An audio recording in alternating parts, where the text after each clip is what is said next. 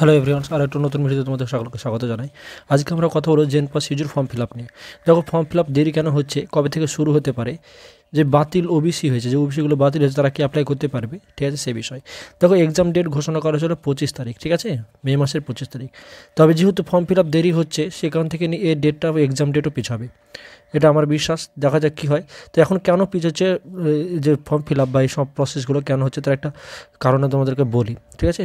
যে তোমরা জানো যে তোমরা যখন নার্সিংয়ে অ্যাডমিশন নেবে, ঠিক আছে, নার্সিংয়ে অ্যাডমিশন নেওয়ার পর যে নার্সিংয়ে যে এক্সামগুলো কন্ডাক্ট করে সেটা হচ্ছে WBUHS, অর্থাৎ West Bengal university of health science, ঠিক আছে।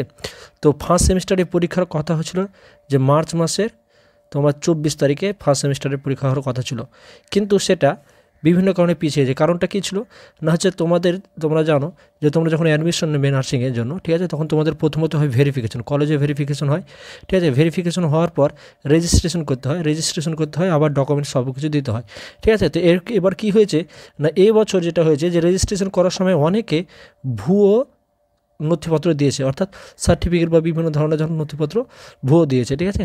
বিশেষ করে এটা সম্ভবত পাবলিক কলেজগুলোতে হয়েছে, ঠিক আছে।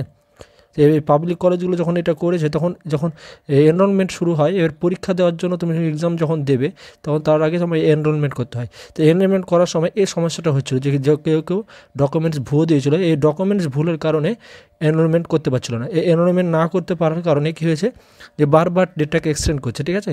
এবং এক্সটেন্ড করে গত 15 তারিখ, এই মাসের 15 তারিখে লাস্ট ডেট ছিল এই করার ডকুমেন্টস আবার ভেরিফাই করা, ঠিক আছে। তো ডকুমেন্টস ভেরিফাই করার যেহেতু ডেটটা পার হয়ে গেছে, এরপরে তাদের আবার এনরোলমেন্ট হবে।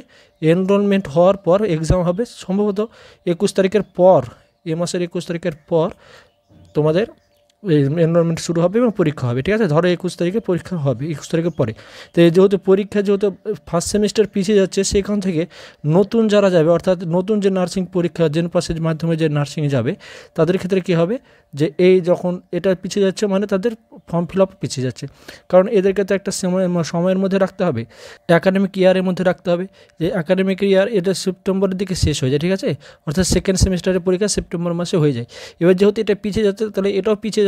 যে কারণ থেকে যেহেতু পিছিয়ে যাচ্ছে, তাই তোমাদের ফর্ম ফিল আপের ডেটটাও পিছিয়ে যাচ্ছে।